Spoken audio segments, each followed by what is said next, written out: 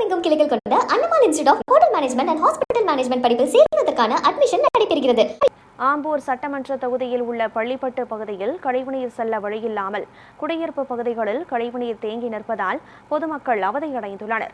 இதுகுறித்த கூடுதல் விவரங்களை நமது செய்தியாளர் சீனிவாசன் வழங்க கேட்கலாம். வணக்கம் சீனிவாசன், அங்கு பள்ளிப்பட்டு பகுதியில் இந்த கழிவுநீர் செல்ல வழியில்லாமல் எத்தனை நாட்களாக தடைப்பட்டு நிற்கிறது?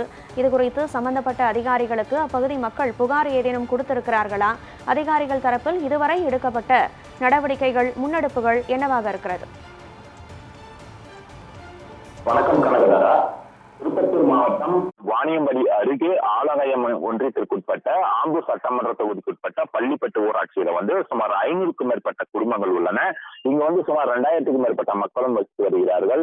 இந்த பகுதியிலிருந்து வெளியேறும் கழிவுநீர் செல்ல வழி இல்லாமல் கடந்த 40 ஆண்டுகளுக்கு மேலாக அங்குள்ள ஒரு தனியார் நிலத்தில் கழிவுநீர் சென்று கொண்டிருந்தது.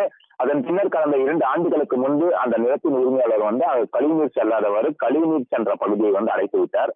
அதன் பின்னர் அந்த பகுதியில் செல்லக்கூடிய கழிவுநீர் வெளியேற வழி இல்லாமல் மக்கள் குடியிருக்கும் வீடுகளுக்கு அருகிலேயே அந்த கழிவுநீர் கால்வாய்களில் தேங்கி துர்நாற்றம் வீசுவதுடன் மழைக்காலங்கள்ல மழை நீருடன் கழிவுநீரும் கலந்து வீடுகளுக்குள்ளே நுழைந்து விடுவதால் வீட்டில் வசிக்க முடியாத நிலை ஏற்படுகிறது.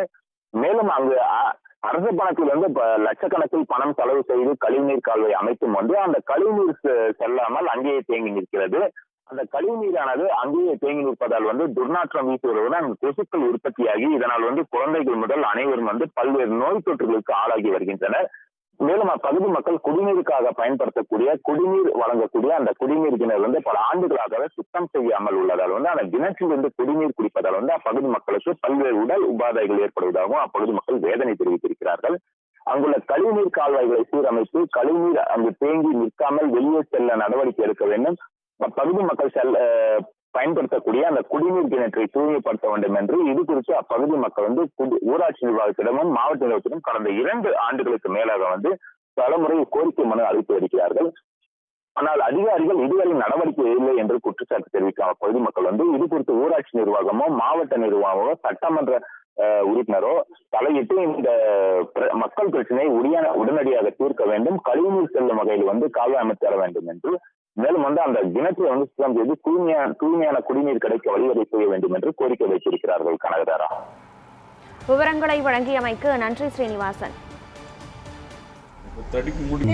குழந்தைங்களை வச்சிருந்தோம் சார்.